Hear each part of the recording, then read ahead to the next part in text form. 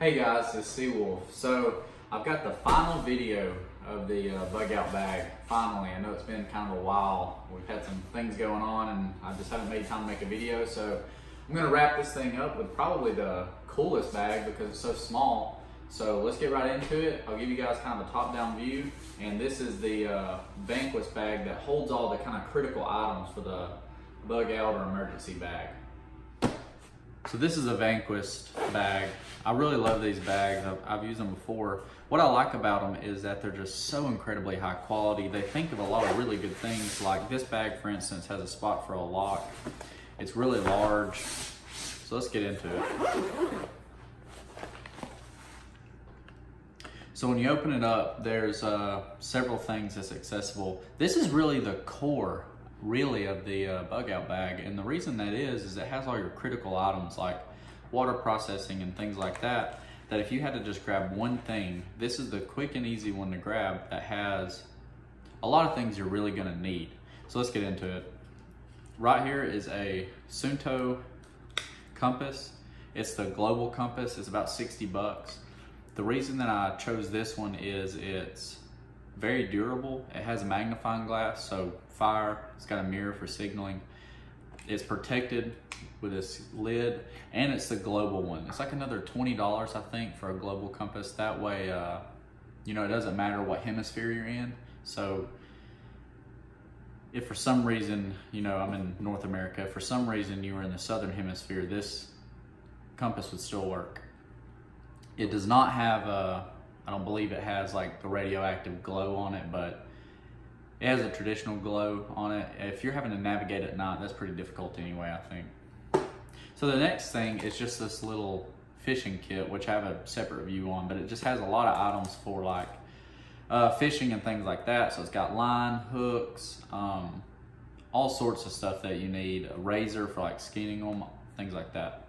Because where I live, there's a lot of water. So if for some reason you were camping or something like that and wanted to go fishing, you don't need a full fishing rod. You can use this.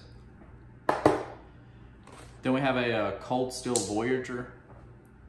It's definitely not a bushcraft knife. I like it because the steel, it's that VG1, so this is pretty good stuff. We've had this for years and it's just a great knife. It's kind of, it's not the most extravagant looking knife, but it's a really good little knife. Then we have on this hook, the fire steel, and it's on a hook because your way to make fire and your knife are like the two things you would never want to lose. So I just keep it on this hook so it can't fall off, and it's on kind of a long hook so that you could actually get this near your fire if you had to get it started, and then if you dropped it, you wouldn't actually leave it somewhere. It'd still be hooked to this. It's a lot harder to lose this whole thing than it is to lose this. This one's special because it's glow in the dark. It's the light my fire, and it also has a whistle right here, which is nice. Right here we have some paracord. I think this is about 25 feet of paracord. This actually might be that Titan cord stuff I've shown you guys before, but anyway, it's probably about 25 feet. Right here, I'll open it up so you guys can see. This is just like a little tin that you could use for char cloth, and it's gonna be the fire starting kit. It's probably not 100% watertight, but it's pretty close. And what we have in here is really just a lot of little quick tenders. These things burn for several seconds, so they're really, really useful. I think it's probably like 30 to 45 seconds. They're easy to light. You can just kind of like fray them and tear them and stuff, so they'll catch a spark really easy. We have a lighter. I went with this kind of like zombie green just because it's gonna be high contrast to most things if it falls on the ground. And then we have some just storm matches. And then my wife has these like face pads, and I noticed they were like cotton basically. So I just grabbed some because you could, I'm not gonna tear this one, but you can just tear these, and it's super, I don't know if you guys can see, it's super easy to fray, so it would catch a spark very easily. And again, you can use this tin or even this tin for making char cloth. Then we've got some reusable zip ties. I put these in here just because you don't want to have to constantly be tearing or trying to spend a ton of time undoing your knots on your paracord. These things hold a lot of weight. I'm not sure how much it is. If I had to just guess, probably about 50 pounds or so, maybe more. And they're reusable, and there's several of them. So you could use these for setting up your tarps or whatever it is. And you've got plenty of them. Then I've just got a flashlight in here. I kind of wish I'd have got one that was a little higher contrast, but the black is cool. And if you want to take this out and carry it around day to day, it's not like if you got slacks on or something, it's not gonna be neon orange and grab a ton of attention. And this just takes AAA batteries, which I'm sure there's probably extras in here somewhere. But this is just a little Streamlight Stylus Pro. It's a great flashlight. Then on this side, we have two things for water. I did the math one day, and I think this is about 7 days worth of water processing. It's just little iodine tablets, and you can use these for purifying water. And then this next one is basically just a taste improving tablet. And I had room in here. This is not a necessity, but I had room in here, so I went ahead and added it just because I've never tried it, haven't had a situation where I needed to, but I've heard these make the water taste pretty crappy, so you can use these to improve the flavor. Because we all know that is like a critical survival item, is to have really good taste in water. Then over here is another one of those military grade glow sticks. I almost forgot the name, glow sticks. And then we've got 2 sets of AAA batteries. That's basically enough to replenish the energy in this 2 times. So you have effectively 3 sets of power sources for this, including what's in it. And I can't remember how long this lasts, but I want to say, I don't know, I'd have to look it up, but I think it's probably around 4 hours to 6 hours. So this is a good day's worth of use, because you know you're really going to use it at night. So it's 1 night's worth, I guess, if you had to run it the entire time. Maybe more, I'd have to look it up.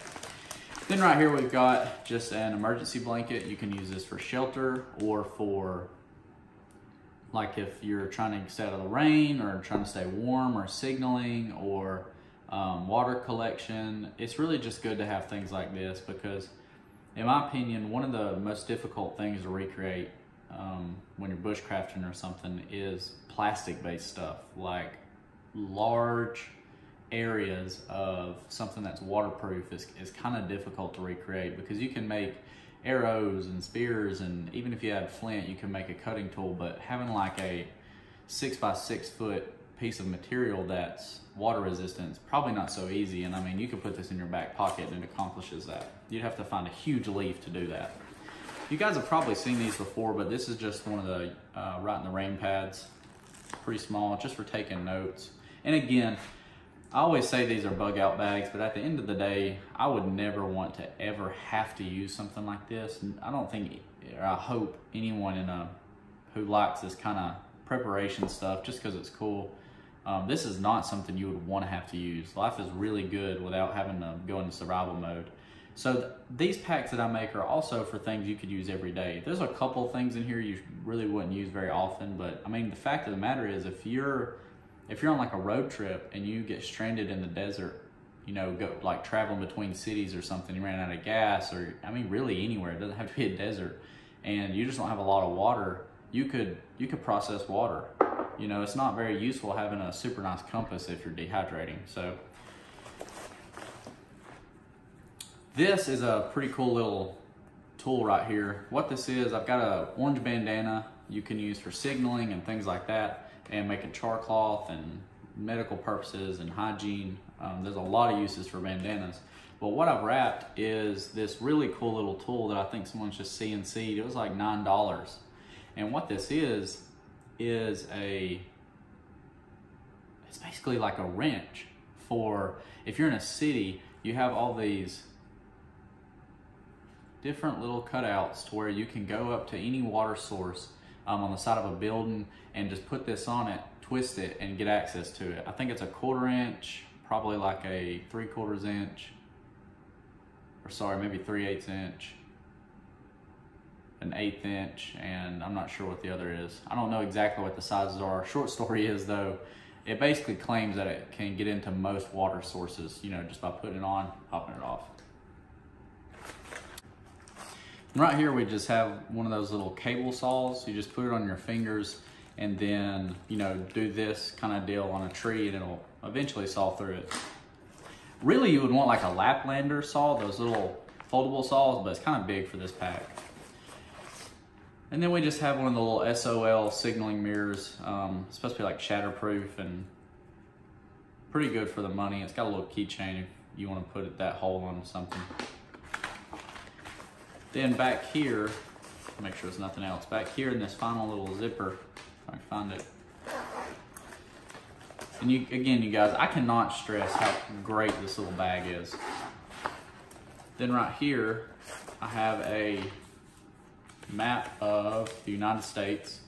So if there was like a natural disaster or something like that that took out cell phone towers. Where I live, probably a year ago for some reason, our cell phone towers all went out for like 8 hours. It didn't cause chaos or anything, but it kind of just was a wake-up call that if you don't have internet on your phone, it's crazy how much we rely on them. It's really wild. So I just put this in here so that way if you had to get home or something, you could kind of manually get yourself home with a, you know, just a normal map. Then we also have a contractor bag right here. I don't know how many mil thick they are, but it's just your standard like 55-gallon contractor bag you can use for shelter, things like that.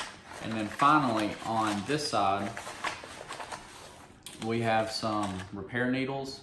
So these curved ones in a bad situation, you could use as sutures if you needed to, which you should have your Seawolf Outdoors med kit, so that has sutures in it. And then there's just some larger needles. Dave Canterbury says to get some sail needles, and I believe this is around the sail needle size, so that's what that's for. And then finally we have another water purification method.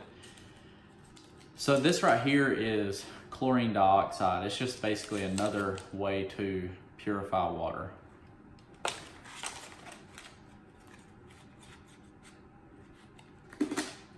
And that's really it, you guys. I don't keep anything in the front just because when it's full, it's difficult to get to, but I hope you guys enjoyed this video. You can see this really contains all of your critical items, and that's the end of the, you know, emergency preparedness or bug out bag. This will be part 6. I appreciate y'all's views, and as always, I hope you enjoyed this.